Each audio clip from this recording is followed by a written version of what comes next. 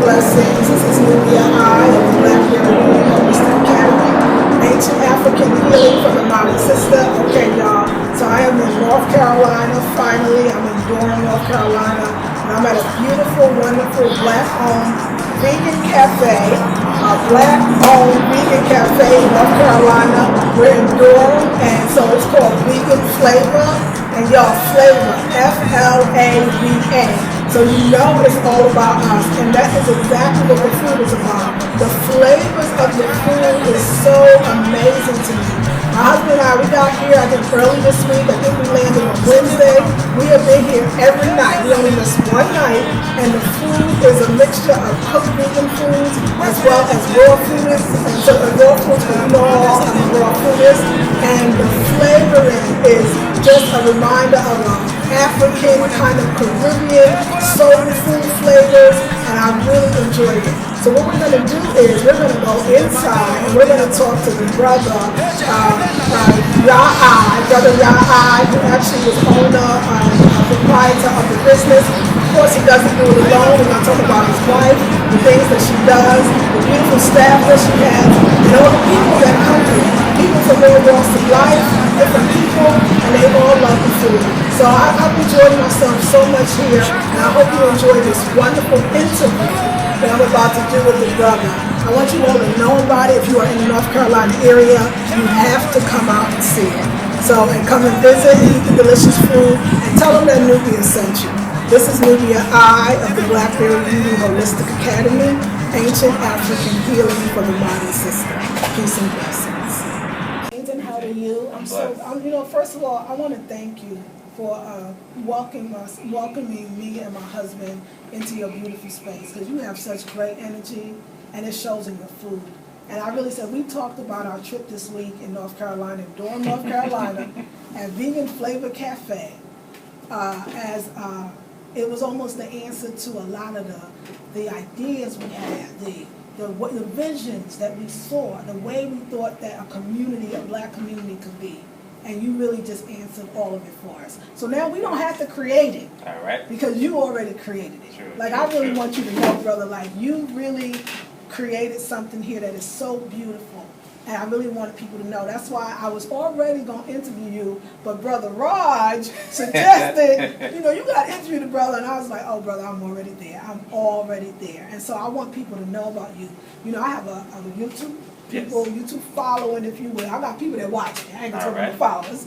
People that watch me and that I love and they love. And they always ask me, Nubia, where are some good or vegan restaurants? Where can I go? I'm just starting out as a vegan, or I don't know much about it, or I'm a seasoned vegan. And what I love about this restaurant, Vegan Flava Cafe, is that you don't just have cooked vegan meals, you also have raw specialties as well. Sure. That means a lot to me. Sure indeed. And I appreciate that you have been accommodating me every single day that I came here. So first of all, I want people to know who you are, so I'm going to ask you to tell me what your name, you say your name. All right. And also tell us a little bit about Vegan Flava Cafe, the inspiration.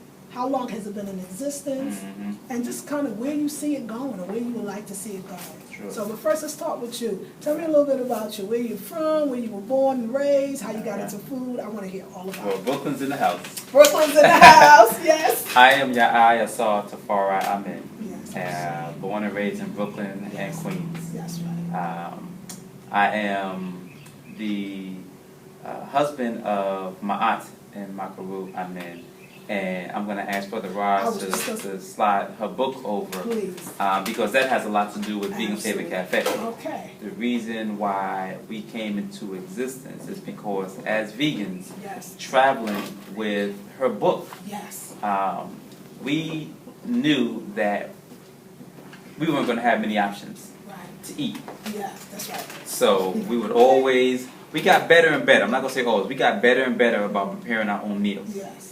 And one of the meals that I've been preparing for over 2 decades is carrot tuna. Mm-hmm. And love the carrot tuna. give thanks. June of 2012, the first natural hair care show in Raleigh, Durham. we made a lot of carrot tuna. Right. Like, we had already learned from other shows that we needed to bring more, so we made a lot. Okay. We had so many people at our table Yes. to get some of our carrot tuna. Yes. They normally would be lined up to get the book, but Right. this time, she hadn't done a presentation yet. They were lined up to get the carrot tuna. We said, you know what, next year we're vending. Yes. And that was the beginning of Vegan Flavor Cafe. Now, what's important is also to recognize the name. Mm-hmm. The flavor is important Mm-hmm. because whatever stigma is attached to being vegan, Yes. one of the things that's not attached to being vegan Right. is food tastes great. Yeah. There's always this feeling like you have to sacrifice or compromise Right. with the taste Right. for the other benefits. Exactly. So our thing was, now we need to do whatever we need to do to make sure that the taste is there and it's on point, Yes. and it's going to be to your delight. Now, my pause is important because the pause was, it's hard to say that food just tastes good because that's very subjective. Obviously, everybody has different taste experiences with food.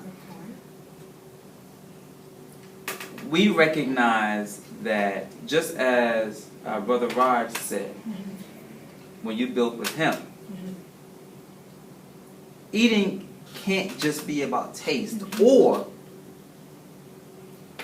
taste isn't necessarily about taste. Right. How you interpret and how you experience taste has a lot to do, most to do, with how something tastes. And the way I always give people an opportunity to reflect on this is, let's say you've eaten something now. You're eating something now that you enjoy, that 2 years ago you didn't like. But nothing changed about it. The only thing that changed That's right. is you. Yes. So that's why there was that pause. But our goal is to make great tasting food, maximizing the amount of folks who will agree that it's great tasting and has flavor. Yes. And Vegan Flavor is the brand. The cafe is just one arm. Because flavor is not just about food. Flavor is about this experience. Oh, yeah. So we're really grateful. It's been a joy serving you and Bobby Warren. It's been a joy getting to know and interacting with you all. It's been a joy watching the rest of the community interact with you all. This is an experience. This is a flavorful experience. Yes. And the food is just a part of it. So that's our goal. That's really what we set out to do. We wanted to have a place where we could come and be free and be us, and still have a diverse base of customers who come in to enjoy the flavor. Yes. You know, there was somebody who just left, That's right. who is constantly looking for opportunities to give to vegan flavor. That's right. Because he enjoys the flavor. Yes. And again, the flavor is not just the food, the flavor is the experience. That's right. So That's right. we give thanks. I'm loving it. I love so much what you said. Did you know, because I know what you wanted, and you had this vision, right? Did it far exceed your vision? Just this whole experience, has it far exceeded your vision? Are there things that are happening that was unexpected? Or do you not even limit your vision that way, and you kind of allow things to take its place? Because I'll tell you why I asked this. It's because you definitely mentioned the diversity in the patrons and the people that come to eat, which I'm just loving as well. Because they're feeling the flavor, they're feeling the energy. Because that's what we're talking about, flavor, energy, because it's more than just spices. I can use the same spices that you use. My food is not going to come out like yours, I'm going to tell you. Yours is really good. So was it a vision, and has it exceeded that vision? Or do we not even need to put a limit on the vision? So in other words, what has happened that has surprised you? If that's an okay word. Has there been anything that you say, wow, like I didn't even know? Because I love your philosophy about the flavor. But what I find is, everything is so much bigger than what we thought it was. Sure. Sometimes you open a restaurant, like you said, you think you're feeding people good food, and you realize you're feeding them good food in a whole lot of ways. Yes. Was that your intention? I know you spoke on that. And did that intention become realized, or did it turn into something even more than you expected? Well, attempting to be in the moment, in the now, and pay attention to my thoughts as you're asking the question, my sense is because we're so early in the process, Right. I'm not able to really tell you if we've exceeded the expectations. So the expectations that we have for this place have been rooted in people being able to experience the food the way we designed it to be, the way we wanted it to be, experience the energy of the place that would also be recognized as inviting and comfortable. We wanted people to come here and hang out for hours. Yeah. We wanted people to meet, but Brother Raj has been really instrumental in making sure that people not just met but connected. And he's doing, if I needed somebody's number, I can get it from Brother Raj. That's right. Because he's getting numbers. Yes. He's reaching out to people. He's Yes. letting them know, hey, this is what we have going on. Yes. So he, as a matter of fact, has been something that we did not plan for. Yeah. We did not plan for a brother like him. That's right. His level of commitment to this energy and to this movement, it fits perfectly with his spirit and who he is. That's right. So it's a marriage in that respect. Yeah. So the customers, the folks who come in to eat, we feel like they're doing their part. And we anticipated they would do their part. We never planned or anticipated a brother like him. You know, he's been a game changer, absolutely. Yeah, and that's a beautiful thing. I'll tell you why I asked, because a lot of people think they need to know and see it all before they can start it. I'm going to talk about, you have to dig the thing. Like, at some point you had to say, it had to come from out of here, right? And even down from on that paper, and then from out of that paper to, like, it really happening. And at some point you said, you know, we're going to do this, we're going to get the building, we're going to open it up. We may not have everything we need, or whatever that is, but we're going to do it knowing that the universe, the creator, will provide the rest. And I love that, because I can feel when things like, when you have an experience, the experience that I had this week with you, when you have an experience like that, you know it's something deeper. You know that there's something going on here that is really working, because you feel it, right? We'll talk about feel later. All right. It's a spiritual thing. I'm going to leave it there. And so I see that more of that is coming for you, because you're so open to what the universe has in store. And I want people that's watching to understand, you don't have to know all the pieces. You don't have to know what's ahead. You just have to do it. I'd love for you to speak more on that. So what made you finally say, and I don't know if it's a finally, what made you decide to say, no, we're going to really do it. It's not a concept anymore. We're going to go find a building. We're going to go find a location. We're going to open up the doors. And then we're going to know that the right staff and the people are coming in. When was it? Was there a point that it was just, we have to do this? Or was there a strategy? Or kind of like, take me through the process. So we started catering and vending 5 years ago. We had a food trailer 2 years ago. When we were catering and vending, people would ask us, so do you have a food truck? So we got the food trailer. When we got the food trailer, people would ask us, do you have a location? So for the past several years, I've been going into different spaces, and I've been scoping them out, trying to figure out how they're laid out, I would want in our layout. So I knew that we were going to have a physical location. It was accelerated when the financier of this operation, Deborah Webb, said, hey, I want to open up a spa, and I want to have a cafe in the spa, and I'd love for y'all to be that cafe. And even though her project with the spa went to the side, she said, well, I still, I've been working with y'all for years. I know what your food is. I know how people respond to your food. I'd like to just go ahead and invest in y'all having a space. So she was the person that allowed us to take advantage of the opportunity for this space coming into being. And that, coupled with us knowing how successful we were going to be when we had a space, it just merged into, okay, well, here we are. So at that point, it was, now that we have the space, we know that we can have events. And this was one of the key things. We wanted to have a space where we could have our events and not have to worry about paying someone some exorbitant amount of money Right. to rent that space, Right. and you got to be out by 7, Right, all of and we're going to charge you $400 an hour, Right. and you know there's going to be a cleanup fee and a And setup all fee. and all that You say, you stuff. know, we're not doing that. We're going to have a space, and we're going to anticipate that the folks who utilize this space are going to value this space and help us to keep it here. Yes. So, you know, I mentioned Raj. I can't mention everybody, Right. but I can't not mention Sister Princess, Yes. who was a customer, is now a dear friend, and is family to the restaurant, and has contributed great time and energy, creatively and otherwise. I can't leave out Stephen and Yasmin. They're the folks who have taken over the live cheesecake That's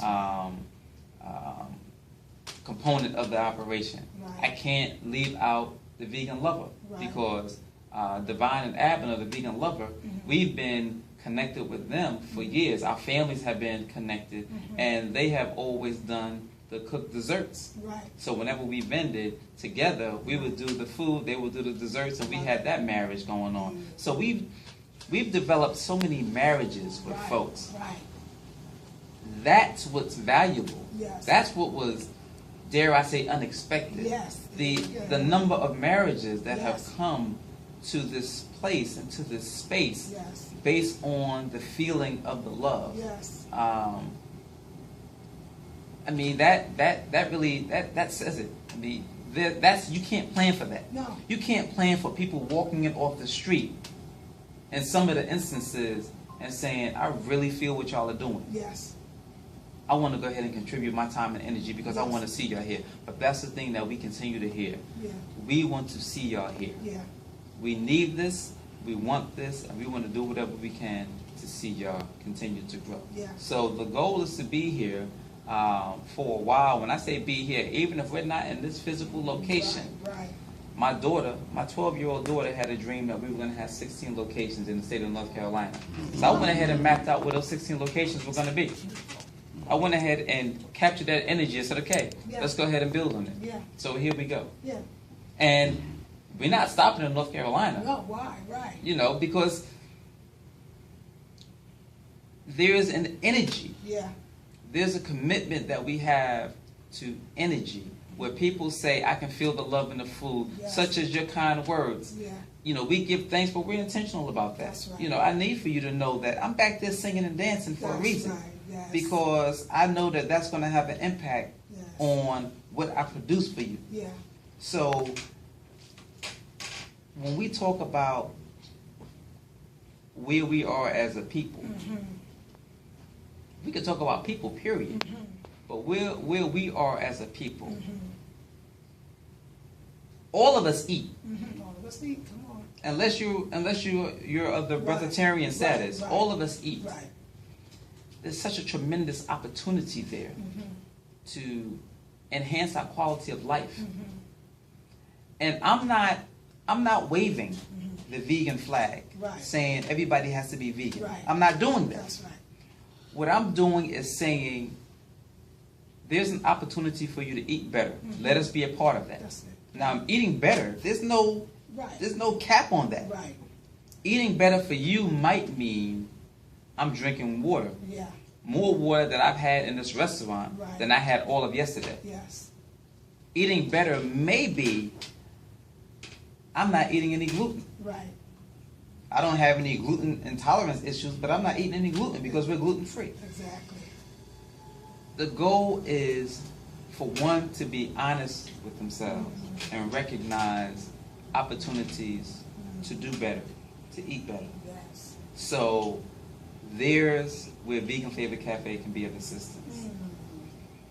Come in here and if you want to sample something, you knowing you better than anybody else, tell me if I should tell you what this is you're sampling first, or should I just let you eat it? Right. Because you know better than anybody else. If I tell you the name Right. and you don't have any familiarity with the name, if you don't have a mental reference point with that name, Right. then you don't want to try it. Right. Exactly.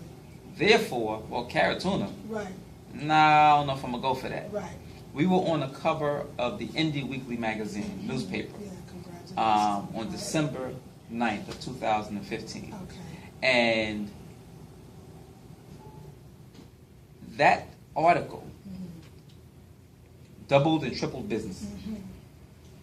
The person who wrote the article did not announce that he was writing the article. He came in the door just like anyone else. He sat at the bar just like anyone else. Yes. He ordered some food just like anyone else, enjoyed that, ordered some more food, enjoyed that, ordered some desserts. Never revealed who he was. Wow. Until the next day when we got a call from the photographer saying, the editor came to your restaurant, loved your service, loved your food, That's right. doesn't like carrots, doesn't like tuna fish, Right. loved the carrot tuna, That's right. and wants to do the story on you. I love it. And while that's happening, I'm saying, wow, it'd be really great. It'd be an honor to be on the front page. But, you know, that's just a fleeting thought. Right. And then we ended up on the front page. Wow. And, you know, it's never been the same since. I love it. So we are grateful and humble and looking forward to doing more. I mean, it's as simple as that. I'm not wanting to get too crazy with the menu. And what I mean by crazy, and I'm really working on using that word sound, limiting that word sound because of the whole mental health Right. status of Right. of this country. Yes. But we don't want to make the menu so that there are too many items. Yes. We want to make it manageable Yes. for us to keep things in stock Right. and keep things flowing for the customers. Yes. Now there are certain things like the potato salad. Yeah. It's very labor intensive. I haven't been able to do it the way I wanted to. People come in here asking about the potato salad, so I got to figure out what I'm going to do about that. Right. Potato salad is great. I've had the reference of slapping mamas Yes. with the potato salad. Yes. I'm proud of that. Yes. I'm not proud of people slapping the mamas, Right. but Right. We get it. we get the reference. Right. I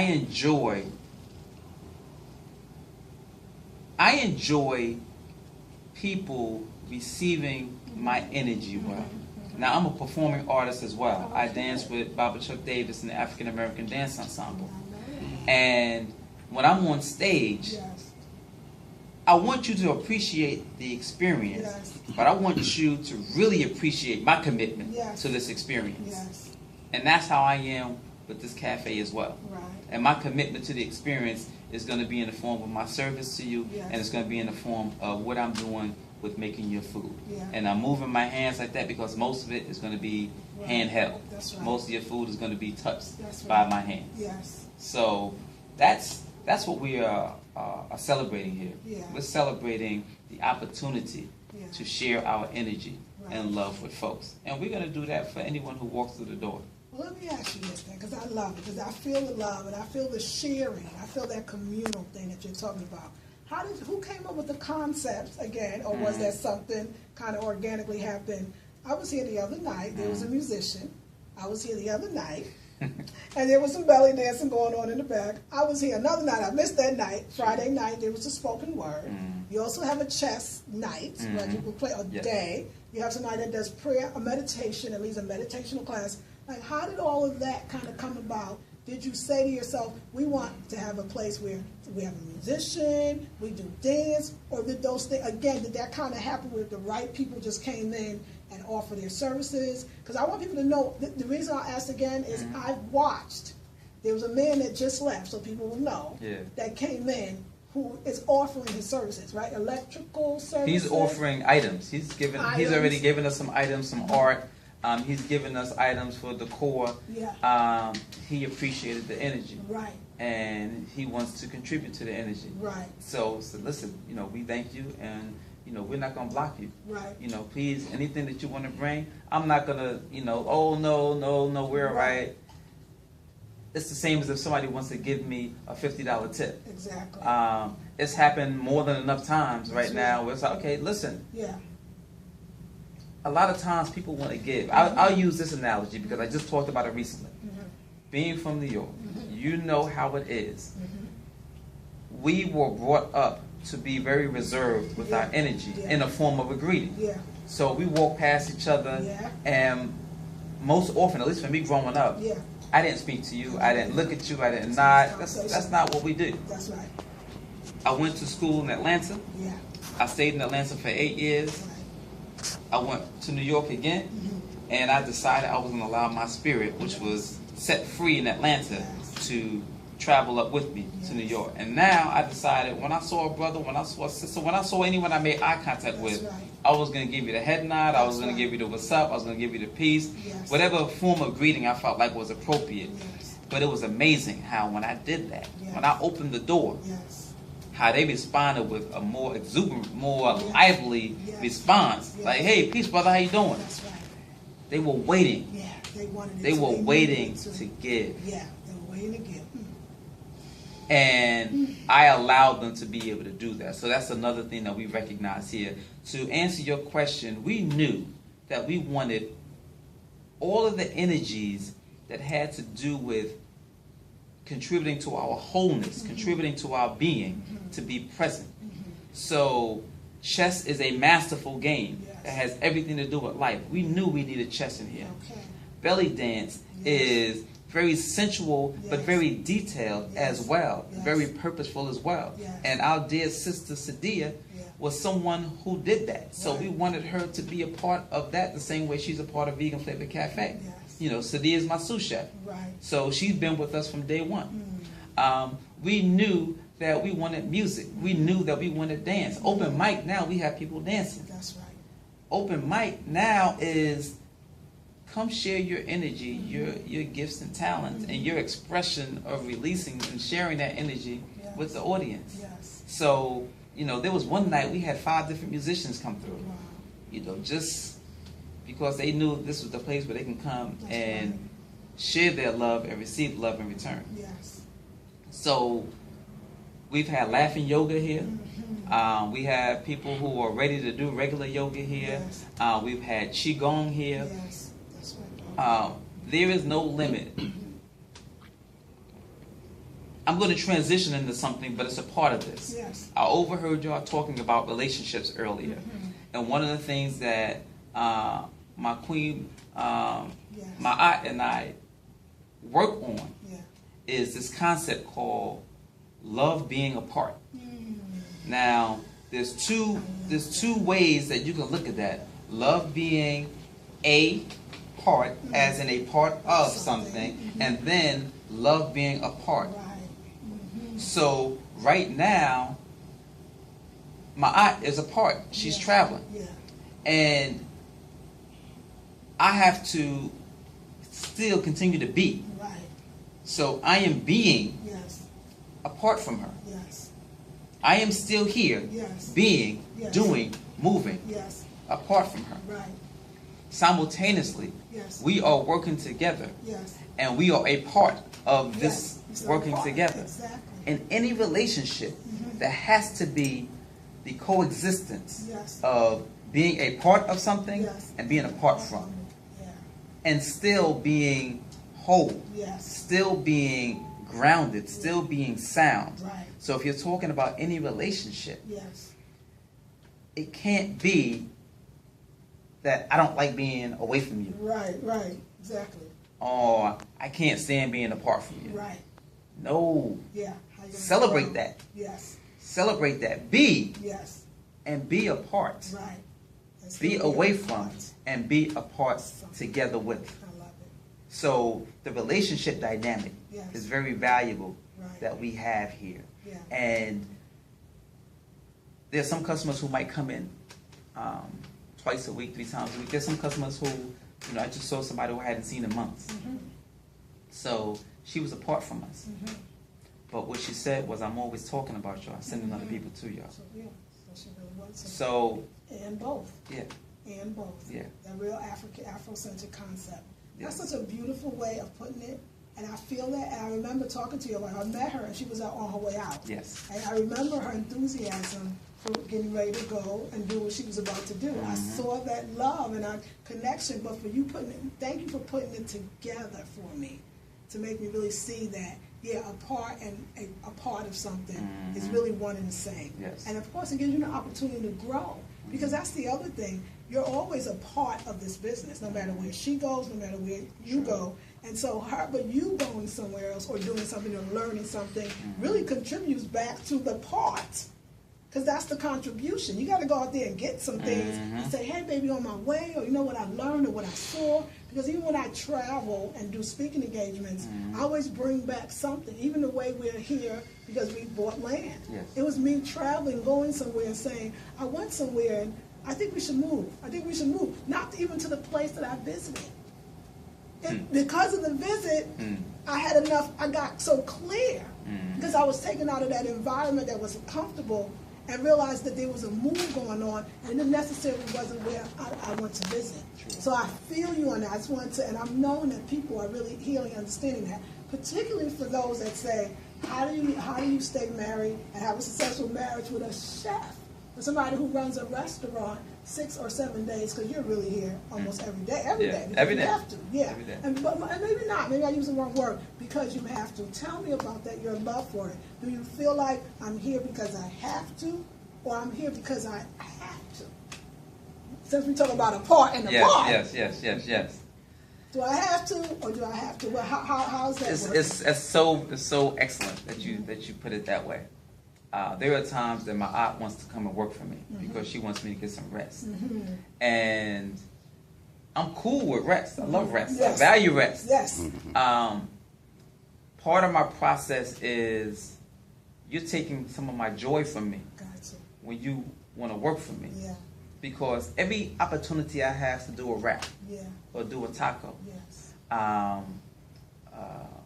or make an entree where I'm putting the rice down a certain way and I'm putting the barbecue jackfruit on it, and then I'm slicing up the tomatoes and laying those on there a certain way, and then slicing up the avocados and laying those on there a certain way. And then we have the plantain, and then we have the kale salad. And so the symmetry, the color scheme, the design, the layout, I'm appreciating all of that, and I'm appreciating bringing that out to whomever. Yes. I enjoy doing that. And even though my work days may be, 14 to 18 hours, I'm enjoying what I'm doing. Yes. Now, at the end of the day, yeah, I'll feel the fatigue, but I feel the fatigue when I stop. Yes. So I'm going to keep going. Keep going. If I keep going, then... Now, so, again, waving the vegan flag. The reason why I'm not doing that is because it's not just about that. That's right. If you're not taking care of yourself, if you're not getting your rest, if you're not drinking your water, if you're not eating the way it's going to maximize your body, your energy, your focus, your worth, then you're not doing yourself any good. Right. I was an unhealthy vegan. Right. Specifically as I was dealing with my sugar addiction in the form of cookies. All of my family knows when I rolled up on the scene, there were going to be some cookies involved in the process. It must be an Aries thing. Because my husband's a cookie monster too, but anyway. And so, You telling all my business. so the process of being better Yes. by eating better, which is actually one of the books that I'm working on. Being better by eating better. Yes. Eating better is just one component of being better. That's right. Just one. But being here aligns me with my works on being better and contributing to other folks being better. Yes. Now, I am getting more used to the idea of not having to be here. But it's not necessarily so that I can just be at home Right. doing things. I'm looking for other opportunities to Yes. reach out to other folks on being better by eating better. That's right. So right now we're in the process of laying out the next phase of providing services where I can go into the offices and do lecture demonstrations See that. and talk about eating better, Right. show some techniques and offer some techniques, but most of it is the reasoning, is the dialogue, Yes. getting us to a point where mentally we recognize opportunities Yes. and potential successes in eating better. Yes. To go forward to your question,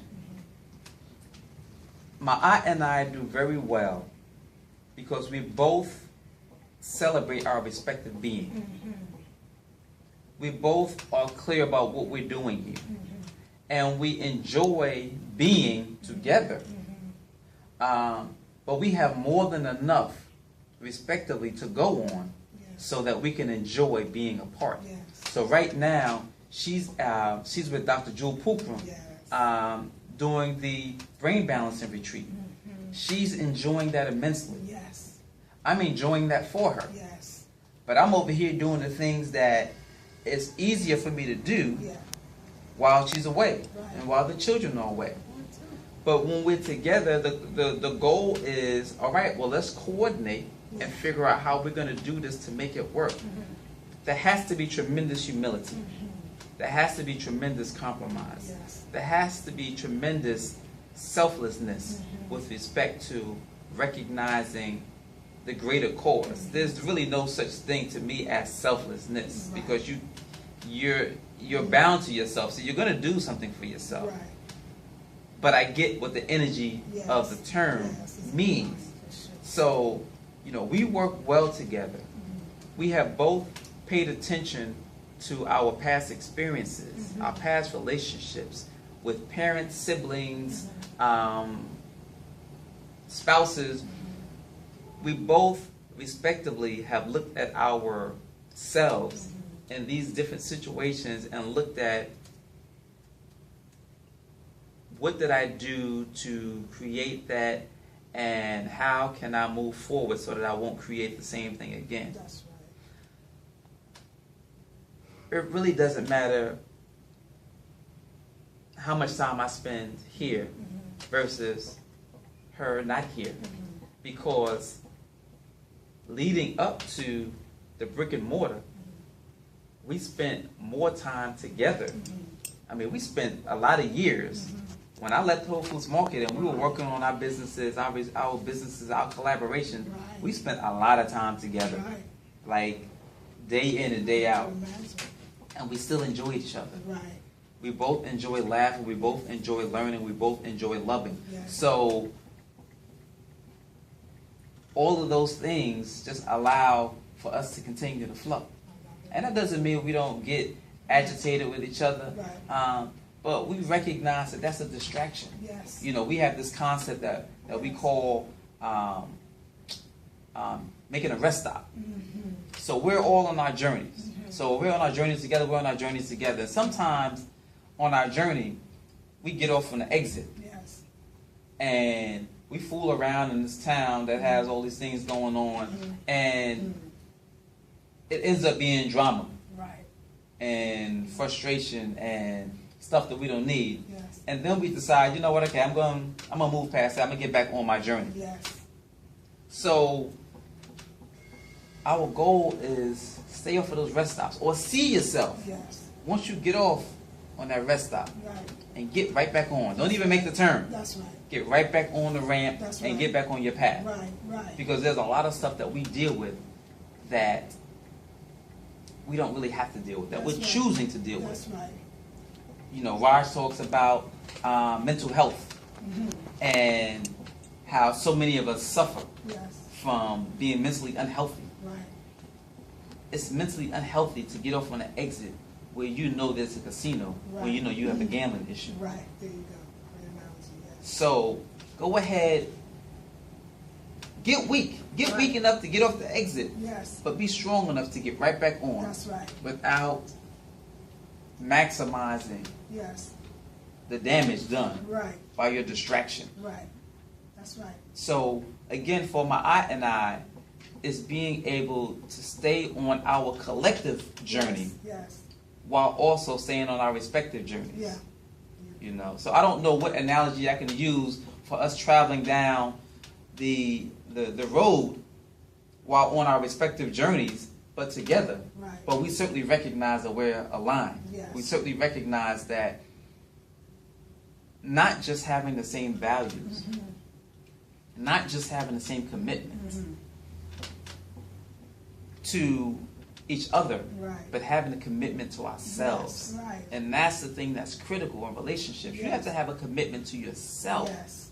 In that respect, being self-centered is very valuable. Yes. It's a different connotation from maybe being selfish. I agree with you. And I'm a Leo, so I know all about being All right. self-centered. Got that one down. So that's where we've been able to succeed. Right. Because we have our respective things that even if we weren't together, we would still look to not allow ourselves to get caught up in Right. stuff that takes us off of our focus, Right. takes us off of our journey. Right. So And you know together what I we love? just strengthen each other. Yeah. And what I love is what you said. You know, okay, so we go on there, rest stop, whatever. Mhm. But you say get back off and get back on the thing. And I think about it, it's even in a food kind of way. You know how people say, oh, you know, I was doing so well. I was eating vegan every day, and then, you know, I fell off. I had the chicken, or I ate too much starch. And I love it. So just have a green smoothie and keep on going. There it is.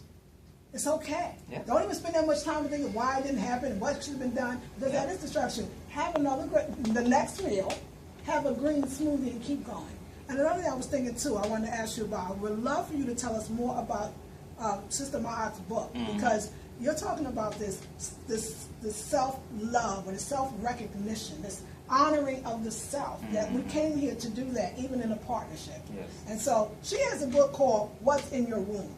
If you want to talk about honoring and knowing thyself for a woman, it is about asking that question, what's in the womb? And I feel like a lot of the reason why she can get with you, gel with you, or you're gelling together, I'm going to speak from just a woman's perspective, is that she must have done a certain amount of work within herself, remember, a part and a part, right? Yes, yes. Tell us about how this book kind of talks a little bit about that journey for her as a woman, understanding what's in her womb, allowing her to be able to be in such a wonderful union that will take you so many different places. Can you tell us a lot? Because I know people are looking at the book, and I'm dealing with women. I have a lot of womb classes. I got the book. Look, I didn't even read. Let me tell you. When I got here, the food was so good. People need to know. The energy was so good that when I met your queen, she was so good that all she said was, "Oh, I think she said, oh, something. That's my book up there." I said, "Yeah, put that on the bill too." She said, "Do you want to know how much it costs?" "No, I don't want to know how much it costs." Right. She said, you know, you can decide on how much tip to give. What's the highest tip? Just put that on it too. She said, "You don't want to know what the bill is?" "No, I don't want to know what the bill is. Just put the thing on. I'm going to read this book later." And it came to me, this is the second time. Somebody in my group also brought this book to my knowledge. But I don't know really what it's about. So anyway, as I was sitting, good food, good vibration, I opened it up. And I read a sentence or two, and it was simple. But it was so poignant, and it changed me just from reading the sentence. And so I said, "Oh, when I sit down, I'm about to read this book." Okay, so tell me a little bit about what's in your womb. What is that about, and why, when you read a sentence in this book, you know you have to read more. True. Well, as I look at your shirt, Yes. which is the same symbol that's on the book as she's holding the ankh, Right. and she's holding the ankh near her womb. Right. That's the womb. Yes. My aunt realized at a certain point, reflecting on some life experiences, that she was holding mental and emotional energy in her womb. And she realized that women hold mental and emotional energy in the womb. She has realized so much more about what the womb does. So be on the lookout Yes. for the second Okay. version of what's in your womb, which she's working on right now. Yes. The basic overview is energy is stored in your womb from 3 different sources. From the energy that was at the point of conception, when your mother and your father got together, that energy that came when that egg was fertilized, that energy is still in your womb. The energy from any and all sexual partners. When that man was inside of you, his thoughts, his intentions, his focuses, all of that energy Yes. is right there. That's right. And then the energy of the womb of your mother and your mother's mother and your mother's mother's mother, and taking that all the way back to your first mother. All of that energy is in your womb. Yes. What are you going to do with that? What are you going to do with this energy? How is this energy affecting you? I'm in the book from when my aunt and I were together the first time, because this is our second time being linked up. Okay. And technically, we've been linked up. Right. This is our second time being active and consciously linked, but we've been linked since what? It's going on 30 years now. And when I made it in the book, I was in a different place in space. But I can at least celebrate my energy from when we connected physically for the first time. Yes. What happened after that contributes to even how we came together again. But what I will say is my love and regard for women, which is already tremendous, has just continued to grow and grow and grow. Because the more I learn and understand about how you are, who you are and what you are, I mean, on a very basic level, it's obvious we all come from you. So we have to salute you. We have to celebrate you. We have to protect you. We have to honor you. Because it's not just honoring you, that person, it's honoring what you stand for. And that's what you stand for. That's the symbol of life. That's right. And that's the one thing we all have in common. Yes. That's the one thing that we all treasure. Yes. So, my regard for women, you know, when I see pregnant women, the fact that I have, you know, 2 daughters by blood, you know, my good friend Iros talks about, look at all the women that are in your life. You know, he's counting my mother. Yes. He's counting my oldest daughter's mother. Yes. He's counting my aunt. He's Yes. counting my 2 daughters. Yes. It's like, these are the folks that you're primarily responsible for. That's right. You know, your son, who was brought to the marriage from my aunt's previous marriage, it's not the same connection. And that's a whole other dynamic, and that's that's another part of a conversation that we can have at another time when you start to talk about relationships with past relationships and the children, you know, and all of that. But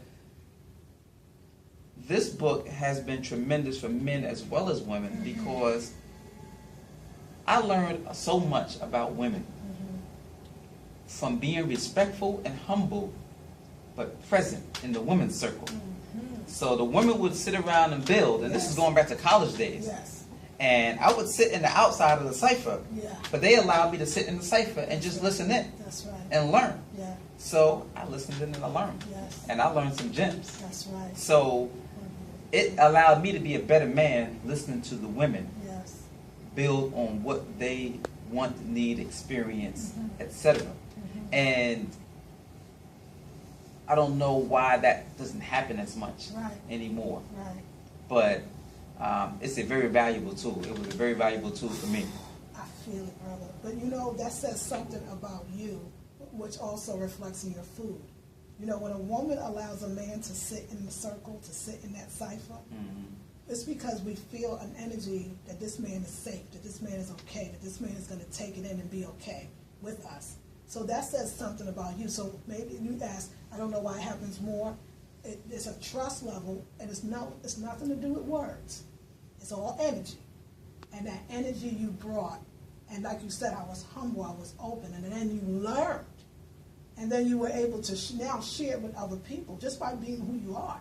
Because I feel like if we want to talk about this idea of masculine and feminine energy, I'm just saying an idea, because I don't know if any of us really understand it, and I'm not promoting that I do. I understand that even what you do, when I think of a man cooking or a man working with food, To me, that's really getting in touch with that divine feminine energy. Everybody cannot do that. And particularly the foods that you're working with, this kind of Mother Earth. I believe it's a balance of both. But for you to even be able to do that, and then for us to eat it as women and feel it, we're really feeling the feminine side of yourself. Now we understand. When you just told your background and the circles literally that you were in, you just said that, it makes so much sense why the food has that kind of energy and an experience that you want to come back for more and more. So I thank you, and I love that you said this book is so important to men as well, because I, as a woman, have to remember that. Do you know how many men right would be like, it's not just women watching you, Sister Olivia, men are watching you too. And that's a beautiful thing to understand or to understand, to take in. And I just want to thank you for sharing that. You have healed so many people. You and Brother Raj, you have healed a lot of women just by being here. What I'm thankful for is that I get to have men on my channel that get to speak for themselves, because I can't speak for y'all. I'll be doing my best with the sisters. I'll be bringing them along just to hear, and to hear from you. So that's just a beautiful and wonderful experience. And I want to go a little deeper. Well, we're almost out. How many minutes? We probably got maybe 5-10 minutes. Okay, that's perfect. That's going to be perfect amount of time. You talked about the children.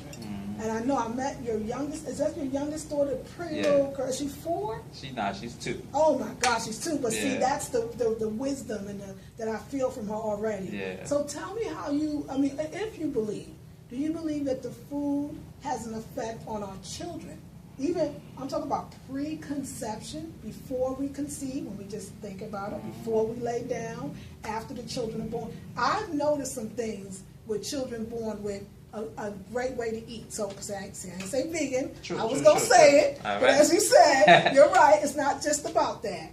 What kind of impact or influence or energy you believe that eating a certain way, and of course thinking and feeling, which I'm hoping that eating a certain way will help you to do, what effect does that have on the children? What have you noticed yourself? And if anything, can you talk a little bit about that? And I'll tell you why I'm asking. I always have to preface. A lot of women, I have women groups that say, how, Nubia, so you eat vegan, what do you feed your children? Do your children eat vegan too? It's almost like something like, it's I don't know, like only adults can do it. Because if adults don't, if you do it to your kids, this could be hazardous to your health. So I'm really wanting them to understand that this is not hazardous to their health, or they got to get to a consenting age to start eating vegan foods. What is your experience with veganism and birth and conception and higher mind, consciousness, any of that? Again, attempting being in the now as you're asking the questions and I'm listening to my processing. Yes. Being grateful that everyone has, relatively speaking, been healthy as infants.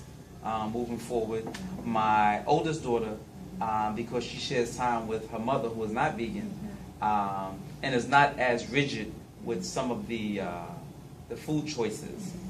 She's a lot more loose than I am. Now, I'm going to use this language consciously, right. And I'll explain to you why at the end of the answer. So, she's not as rigid as I am, doesn't use as much discretion. I will, say that I'm very comfortable with my daughter when she's in her mother's care, because I know she's going to be cared for. So I'm not. Right. It's not a slight. Right. It's just a difference. Yes. in eating agendas, and eating protocol. Yes. With the 9-year-old and 2-year-old, both of them have been exclusive vegans all of their life. Right. And both of them have been healthy and happy. Even though the 9-year-old has a lot of allergies, that limits him some more.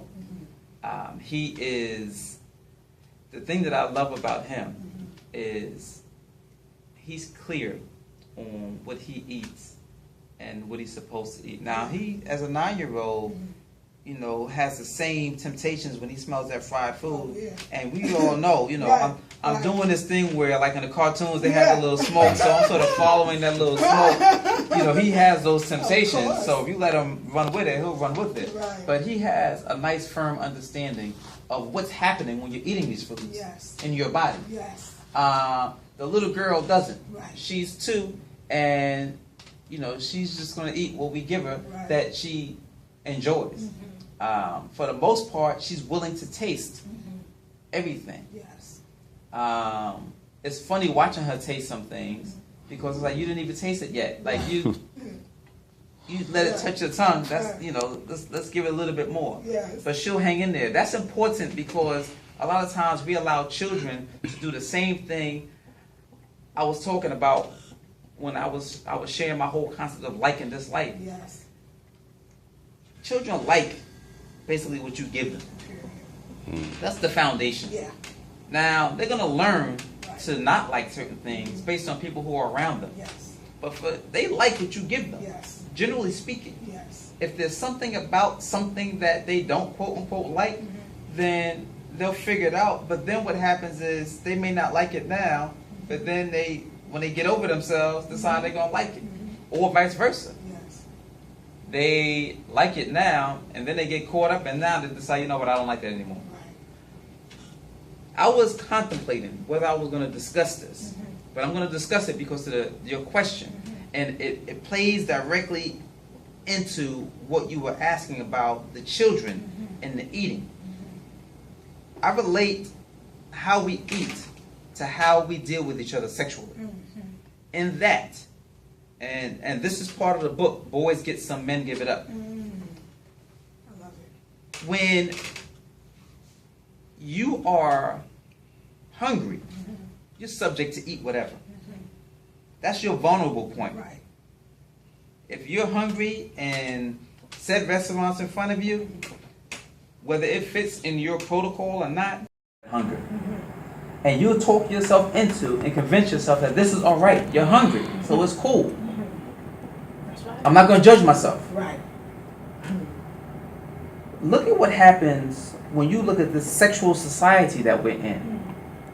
When you are aroused, and you have arousal coming from all directions, when you're aroused, you will basically have the same thing occur. Yeah.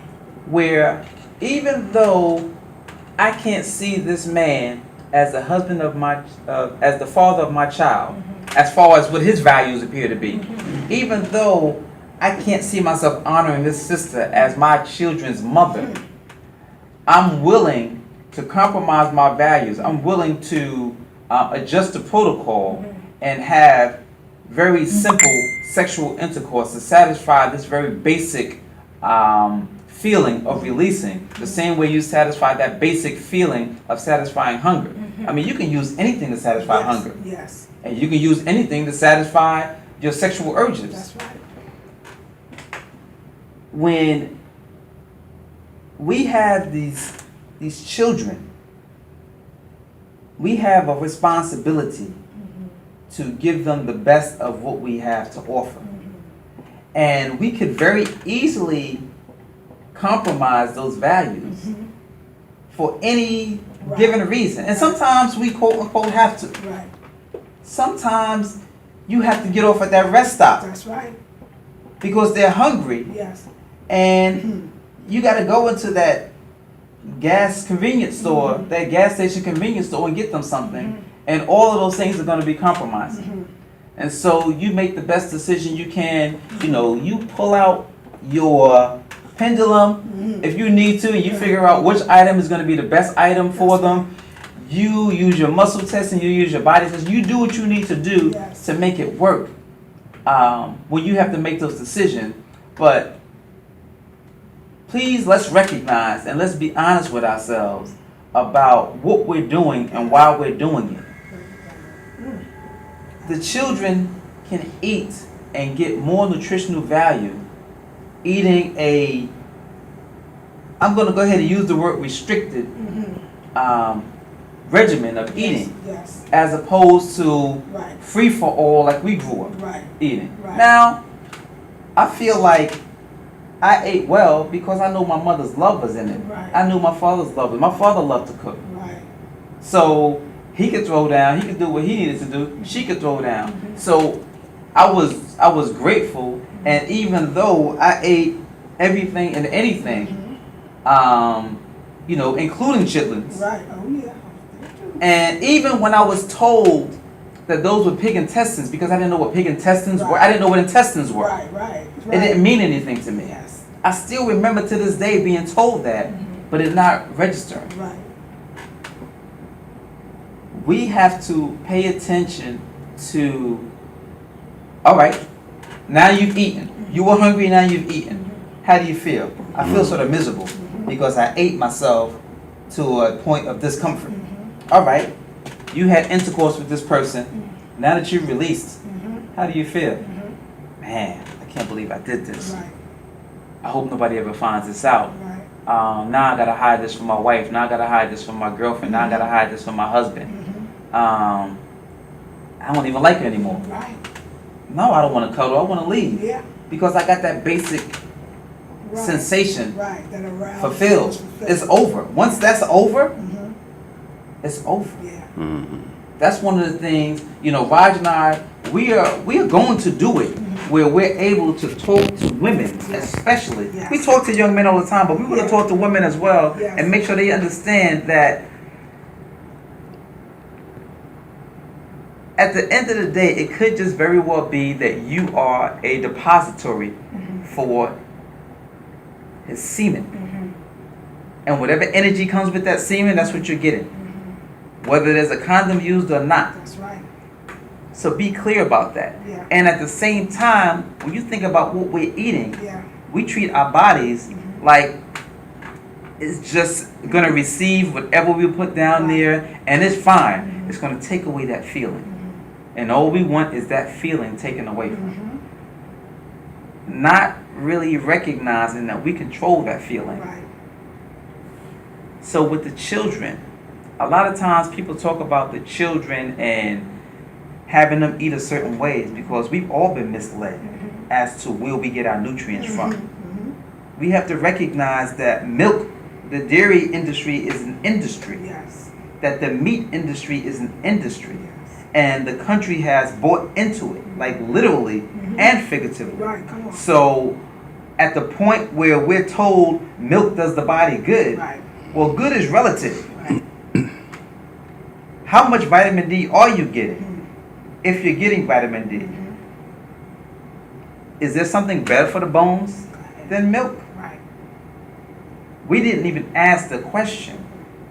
So all we're doing right now as vegans is we've asked the question and we've realized that the answer is yes, there are absolutely things better for you that can give you the same nutrients and give you more of those nutrients without those same adverse effects. Yes. And it would be a disservice and dishonor to the mother and the child Yes. to feed the child these things that we know are not benefiting them to the fullest extent, or at least to a better extent. Right.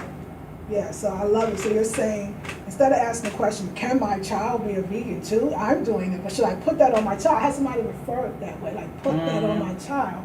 And you're saying, if you ask and telling questions and understand that everything that you've seen, everything that the slogans, the commercials, the propaganda, the industry has fed you, you bought that, and you're living according to what they say. So why not look at it another way and understand that there is something that is better for you than what you know? I think that that's what it is. I know this. I've heard this. This is what I grew up on. Or that the thing that Brother Raj brought up is my grandmother, she ate like this for 99 years and she lived to be 9,900. Well, what was the quality of life? And that's why I'd ask you too. What you notice is the consciousness or the happiness. Remember, I said that she was 4 years old. Yeah. I really thought she was 4 years old. She's 2. So that showed me I already answered my own question, right? Because it told me something already. True. That she's way ahead. Are we good, babe?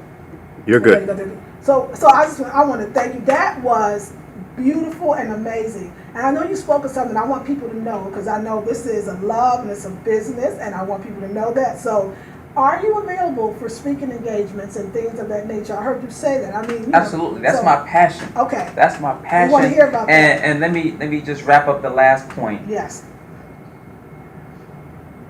The idea of not having a child eat the way you eat, Mm-hmm. to me, is absurd to even consider, because of just what you said. Yeah. I was fed based on what my mother and father knew Yeah. were the things to feed me, Mm-hmm. based on what they knew. Mm-hmm. So my path to being a vegan wasn't a journey to become vegan. Right. My path to being vegan was happenstance, because I kept learning about what Yes. to not eat, Yeah. and what was left was this label, Yeah. this box that we call vegan. Yes. Now, Raj is the one that got me to really pay attention to making sure we don't catch people out there in that box. I understand. I don't want you to be in that box. Right. I want you to be in a better place. Yes. And whatever label you want to attach, it's the same as spirituality. That's right. Do you need to be in that box Yes. to be a spiritual being Yes. manifested in the physical form? Yes. Or do you just need to be? Yes. So figure out what works for you. Mm-hmm. Pay attention to your body, learn your body, and move forward, Yes. and carry that on to your children. Yes. And if there's something that needs to be adjusted, you'll know. Yes. But there can't be a question about whether your child needs to eat in this box. Right. Because it's not about the box. We didn't eat in a box. Right. Exactly. We ate based on what we were told was great for us. That's right.